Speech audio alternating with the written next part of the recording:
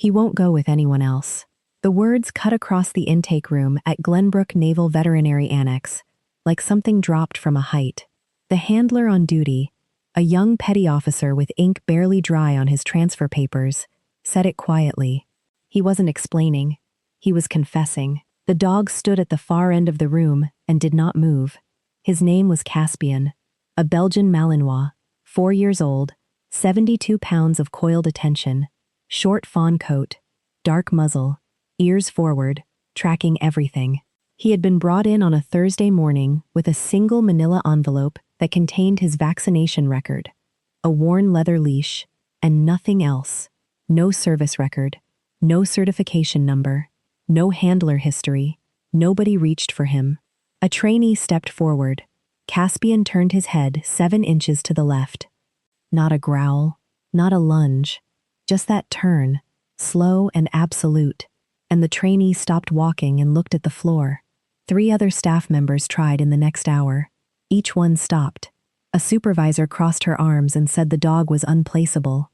A volunteer murmured that it was a shame. Someone near the back of the room said maybe he'd been trained wrong.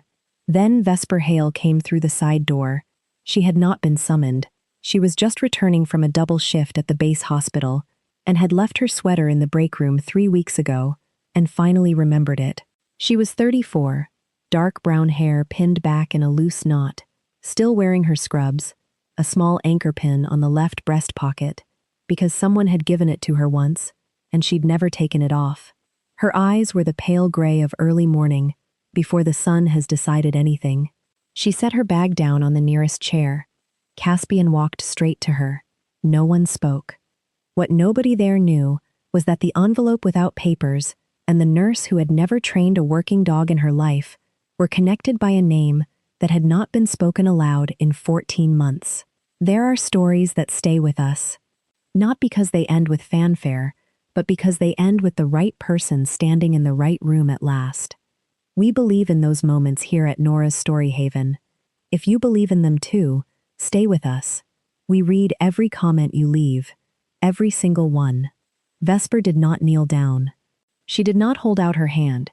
She simply stood with her bag on the chair beside her and let Caspian arrive. And when he did, she rested her fingers once, lightly, at the base of his right ear. He closed his eyes for exactly 3 seconds. Then he sat. The petty officer exhaled through his nose. It was the loudest sound in the room. Vesper worked nights at the base hospital most weeks. Days when she came in early, she walked the long corridor between the parking structure and the staff entrance, a walk that took most people 3 minutes and took her closer to 8 because she stopped. She stopped for the orderly, who never had anyone ask how his mother was doing. She stopped for the patient, who was on his 4th week in the same room and had stopped expecting visitors.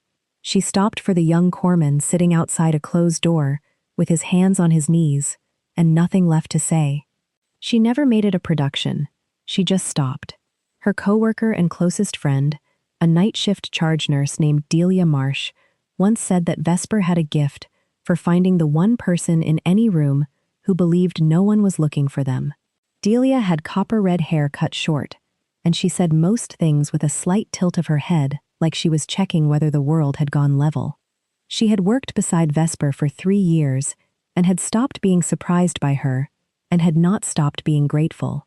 "You're always the last one out," Delia told her one evening, pulling on her coat in the locker room. There was a patient who needed the window shade adjusted. Vesper was retying her left shoe. It was 10:45. The light was bothering him. Delia tilted her head. "Vesper, Delia. You adjusted his window shade at 10:45. He was awake anyway."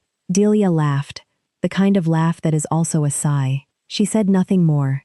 She knew better. The anchor pin on Vesper's pocket was a small silver thing, tarnished at the shank, no bigger than a thumbnail. She never polished it. She wore it every shift. When Delia had asked about it, Vesper had said someone gave it to her. When Delia had pressed, Vesper had said it was a long time ago. When Delia had pressed once more, Vesper had looked at the pin for a moment, just one, and then looked back at her chart. Delia had not asked again. Caspian came home with Vesper on a Friday. Not officially.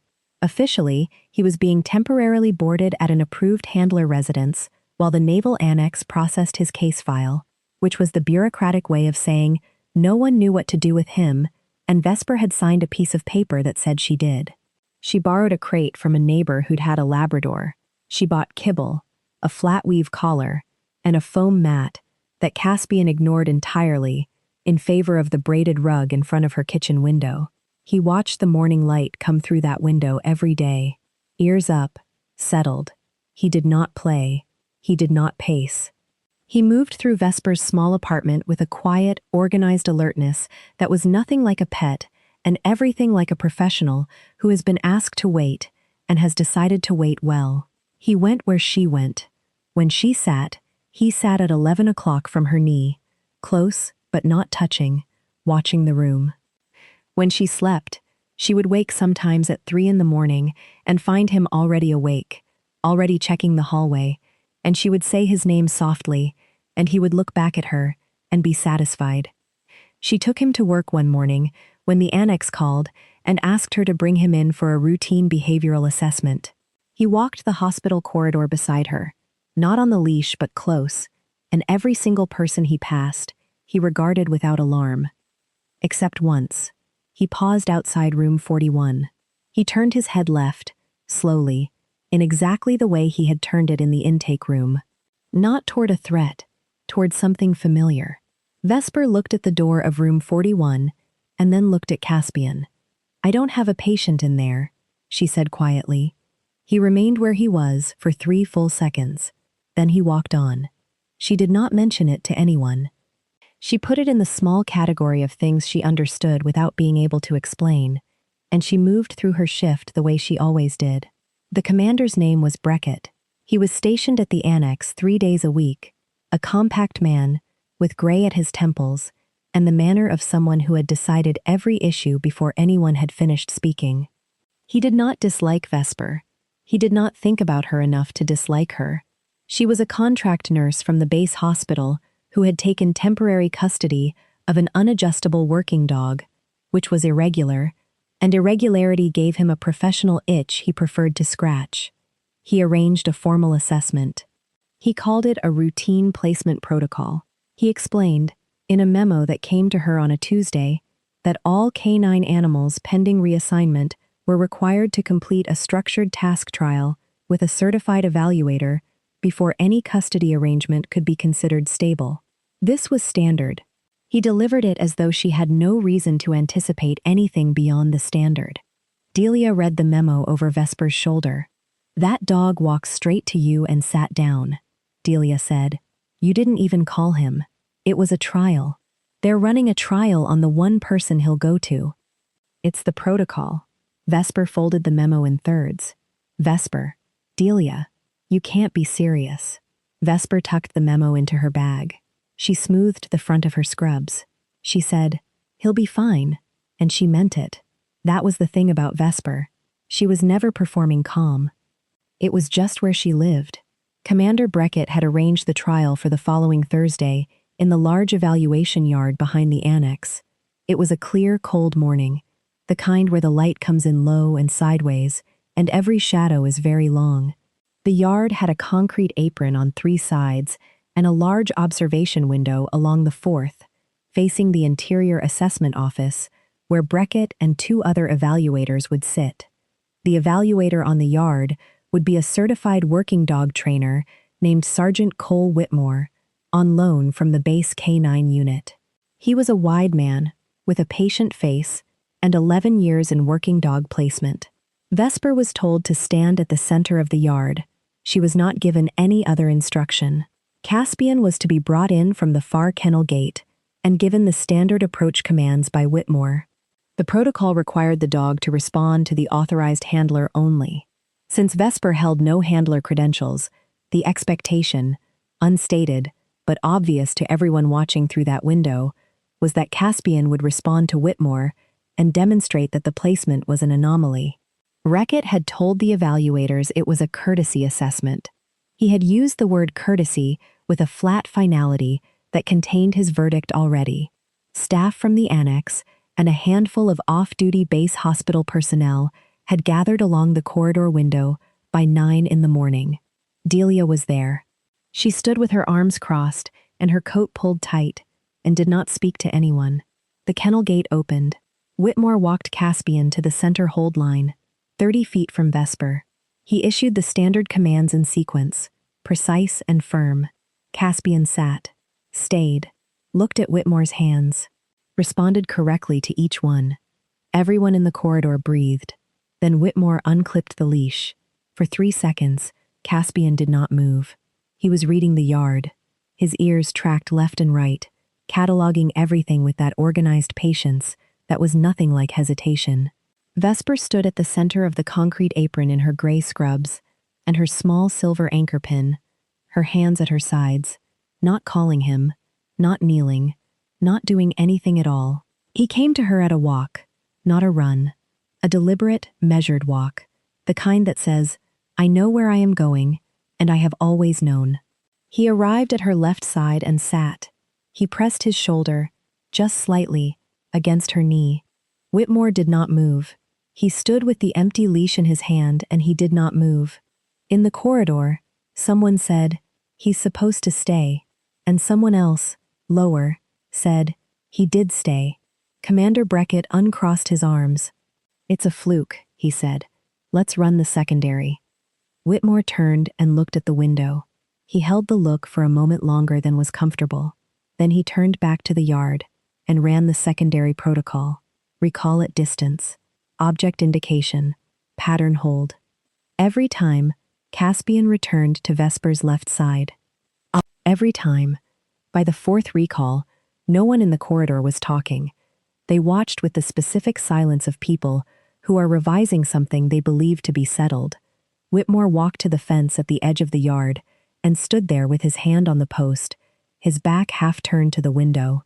He was looking at Caspian, at the way the dog sat at Vesper's knee, at the angle of his ears, forward and easy, and the loose quiet of his mouth. He said it to no one in particular, but everyone heard it. "That dog has a primary handler bond." Beckett's voice came through the intercom. "He may have had a previous handler. That doesn't disqualify reassignment." Whitmore didn't answer right away. He was still watching the yard. Caspian had not moved. "It's not that," Whitmore said. "Then what is it?" Whitmore turned from the fence. He walked slowly across the apron toward the observation window. His face had changed. Something had surfaced in it that had not been there before. "I need to ask her something," he said. He did not wait for clearance. He walked straight to Vesper, and he stopped 6 feet from her. His eyes went to the anchor pin on her breast pocket. He looked at it the way a person looks at a word they recognize in a language they stopped speaking years ago. "Where did you get that pin?" Vesper looked at him steadily. "Someone gave it to me." "What was his name?" Silence. "What was his name?" Whitmore asked again, quieter. The question wasn't for the window. "Torin," she said. "Torin Kale." Nobody moved. Nobody at the window moved. Whitmore closed his eyes for a moment.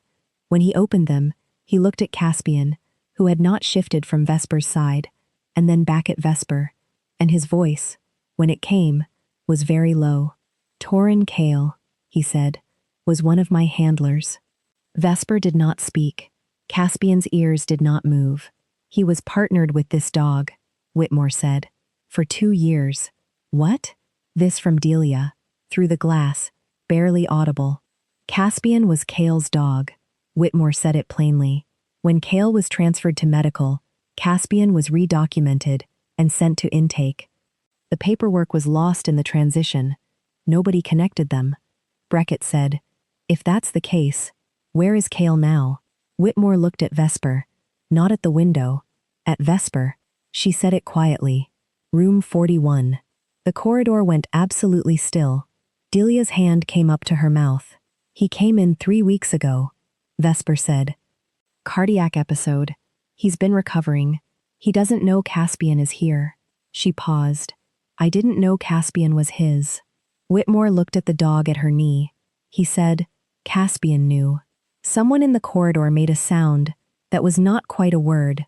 Delia pressed her fingers harder against her lips. Beckett said nothing.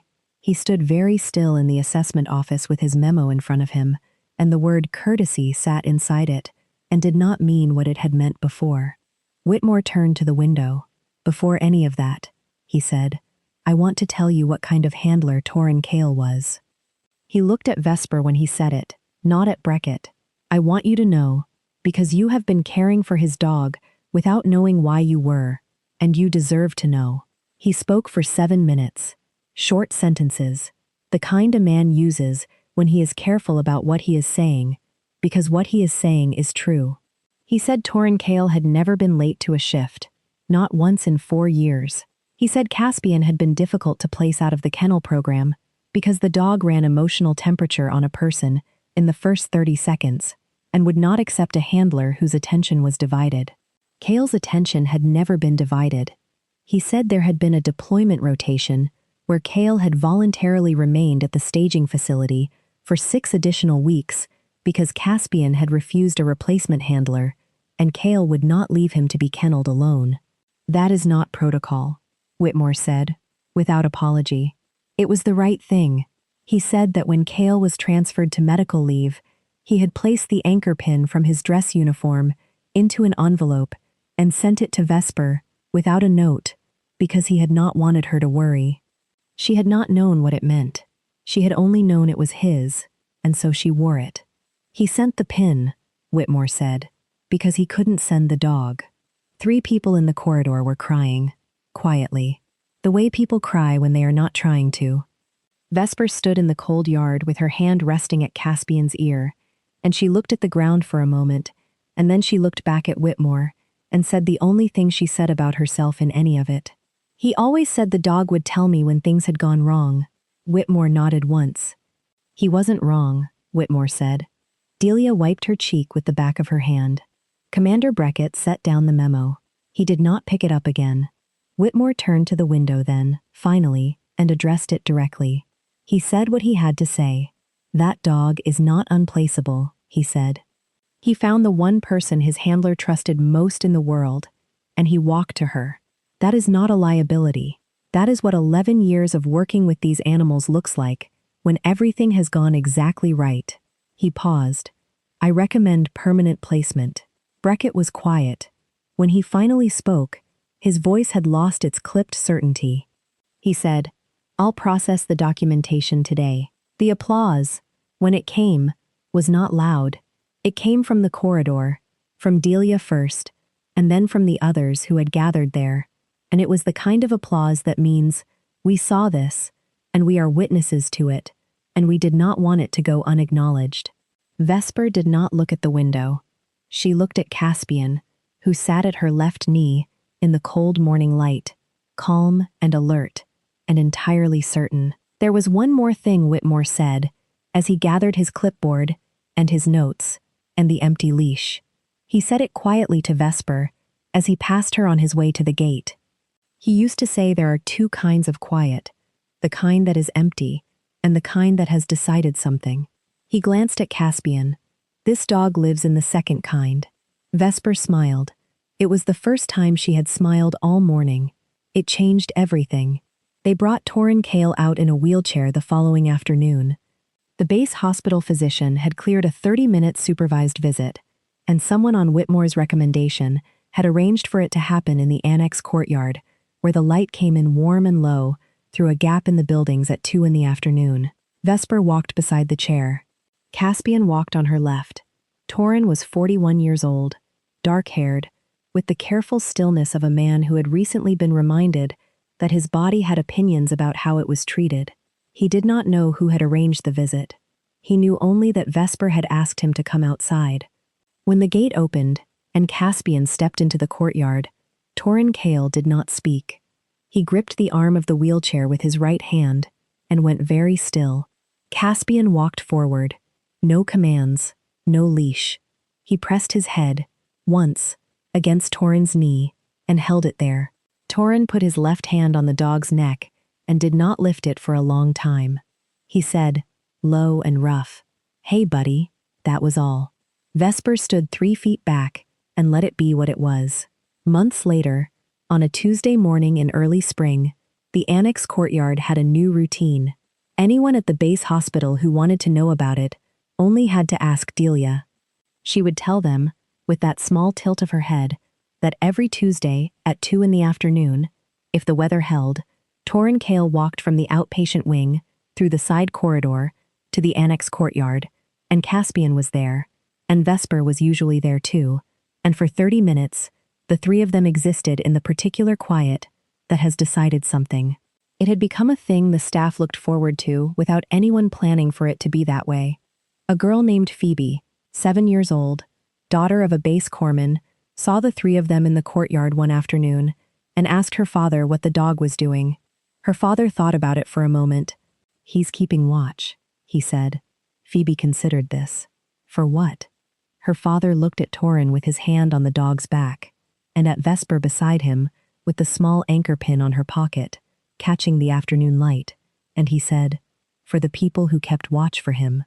Phoebe nodded, as though this was the most sensible thing she had ever heard. There is a small plaque now, on the low stone wall, at the edge of the annex courtyard. The base carpenter made it. Whitmore asked him to. It says only this: he found the right person, and she did not turn him away.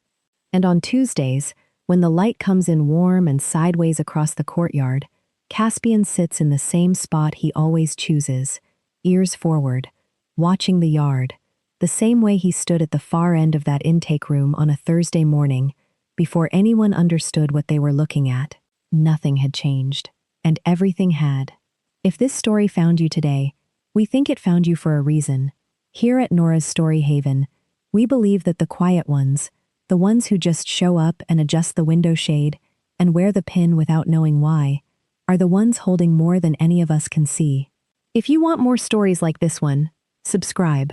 We are glad you are here, and we would love to know, has an animal ever found its way to you at exactly the right moment?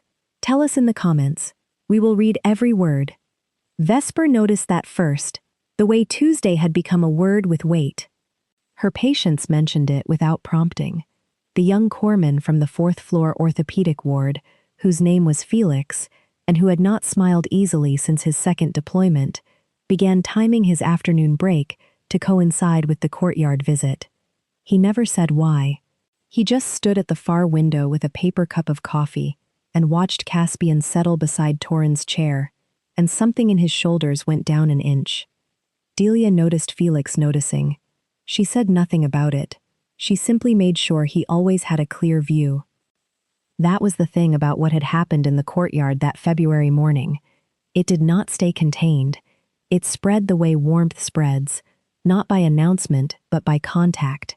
One person standing a little closer to another person, until the whole room has shifted without anyone deciding to shift it.